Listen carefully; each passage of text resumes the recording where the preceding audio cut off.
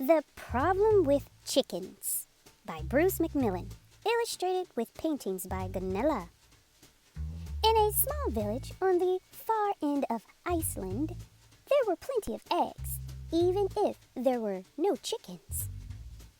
The eggs were on the cliffs where the wild birds lived.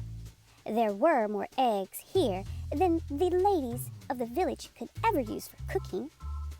But it was too difficult for the ladies to get those eggs. Their husbands might have gathered them, but the men were always too busy fishing and farming. So the ladies traveled to the city to buy some chickens. The chickens were happy in the village. Every day, they laid many eggs. The ladies were overjoyed to have so many eggs for cooking. Their cakes were delicious. That is when the problem started. The chickens forgot they were chickens. They started acting like ladies. When the ladies went to pick blueberries, the chickens went too. When the ladies went to a birthday party, the chickens went too. When the ladies sang to the sheep, the chickens sang too.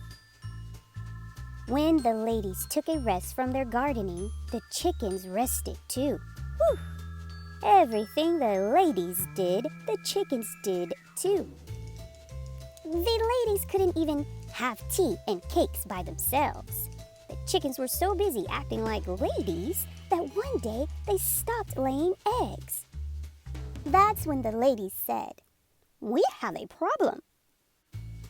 So the ladies came up with an idea. It was a very clever idea. They would fool the chickens. The ladies started exercising. Soon the chickens, just like the ladies, were exercising. Day after day, the chickens exercised, just like the ladies. Their wings grew stronger and stronger. Then the ladies lifted the chickens one by one into the air and said, "Remember, you are birds." The chickens flew to places on the cliffs where no other Icelandic birds lived. There, they made their nest and laid their eggs. This could have been a problem, but the ladies had planned for this. The chickens weren't the only ones who got strong from all that exercise.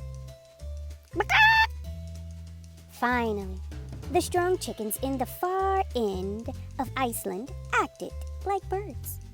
And the strong Icelandic ladies had no problem gathering their eggs. Also, from then on, if the ladies ever needed to go to the city, it was no problem at all. Thanks for joining us, guys. And remember that AM and PM story time is for any time of the day, whether you're just waking up, noontime snacking, or bedtime is happening. Stop by and enjoy a book with us.